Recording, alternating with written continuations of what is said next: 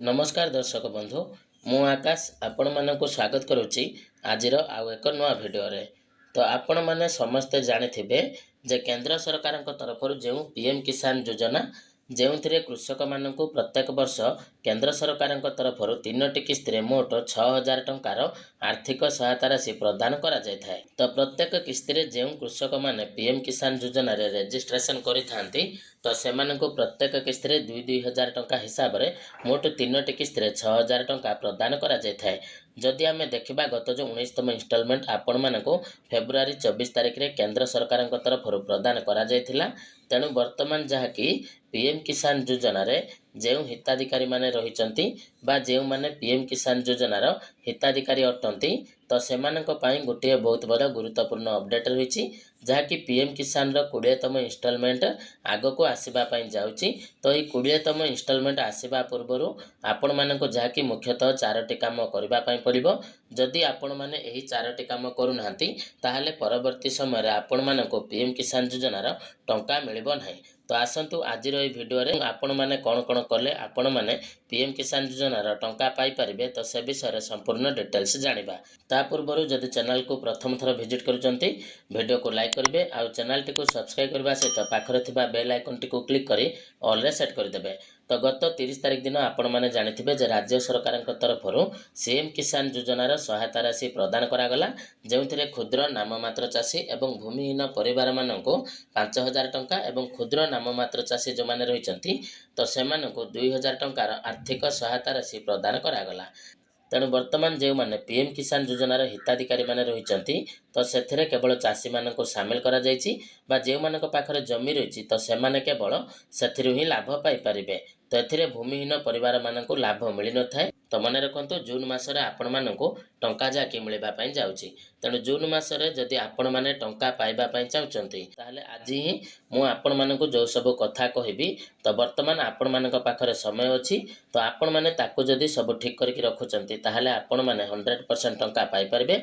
नहले जतेबेले टंका आसीबो तो सेतेबेले आपण माने बहुत सारा असुविधार सम्मुखीन हेबे।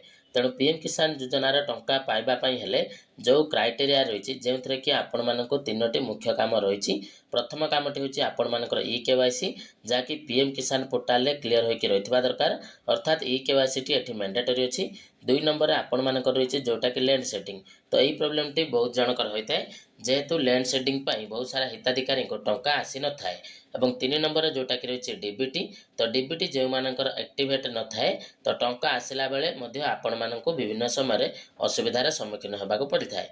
एवं 4 नंबर जोटा कि रहिछि जोटा कि नुआ करिकि जे माने आवेदन करिथिबे तो जे माने पीएम किसान रे नुआ आवेदन करबा पई चाहुचंती तो सेमानकर नुआ आवेदन वर्तमान जाकि पोर्टल रे हेइ पारु नै। कारण जते बेले आपण माने पोर्टल रे नुआ रजिस्ट्रेशन करिवे तो एठी आपण मानको फार्मर आईडी जोटा कि फार्मर रजिस्ट्रेशन जदि आपण माने करि नांती ताले से क्षेत्र रे आपण माने एठी जाकि पीएम किसान रे नुआ रजिस्ट्रेशन करि पारिबे नै।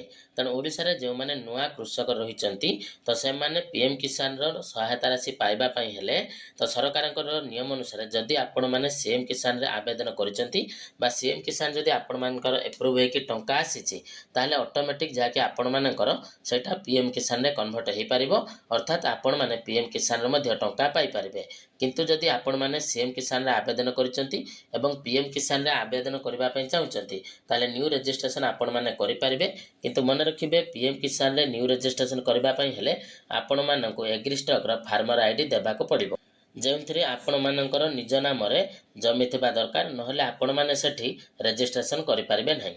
तो सबुठारु इंपोर्टेंट कथा जोटा मु आपण मानको कहबा पई चाहुची जोटा कि पीएम किसान रे आपण माने जदि टंका पाइबा पई चाहुचंती ताहले आपण मानको सर्वप्रथम पीएम किसान रो स्टेटस चेक करबाको पड़िबो। स्टेटस चेक करबा पर जहाँ भी प्रॉब्लम रही वर्तमान आपण मानक पाखरे समय रही तो सेटा आपणकर लैंड सेटिंग प्रॉब्लम हो बा केवाईसी प्रॉब्लम हो बा डीबीटी प्रॉब्लम हो बा जेकोसी कारण पई आपण टंका पाई पारु नांती ताहले वर्तमान जाके आपण निज निजर सेही सब प्रॉब्लम गुली को कंप्लीट करनेबा दरकार।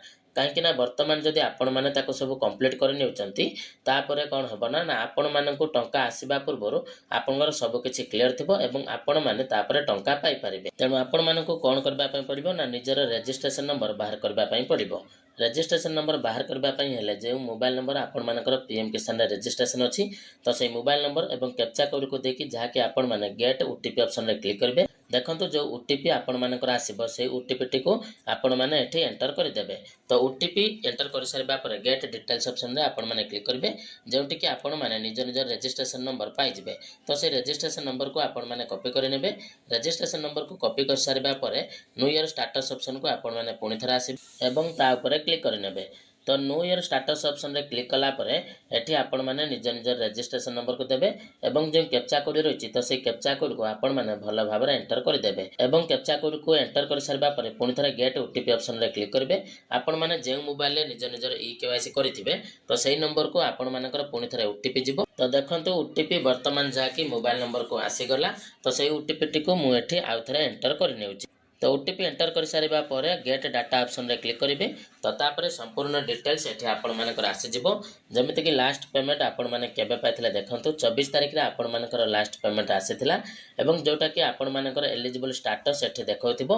एई स्टेटस रे आपण मानकर सब डिटेल्स ठीक थिबा दरकार जेमिति कि लैंड सेटिंग यस थिबा दरकार ई केवाईसी यस थिबा दरकार एवं आधार बैंक अकाउंट सेटिंग जा कि आपण मानकर यस थिबा दरकार।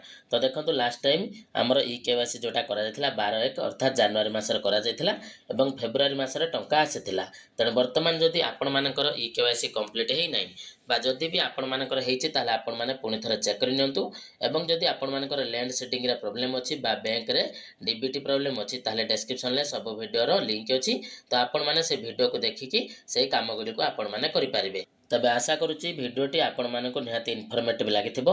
तो जदि वीडियोटी आपण मानक इनफॉर्मेटिव लागिछि ताले चैनल टी को निहाती सब्सक्राइब करिवे एवं आपण मानकर पीएम किसान योजना को नेकी जदि कोनोसी डाउट अछि कमेंट रे पचारि पारिबे। तो रहूची धन्यवाद।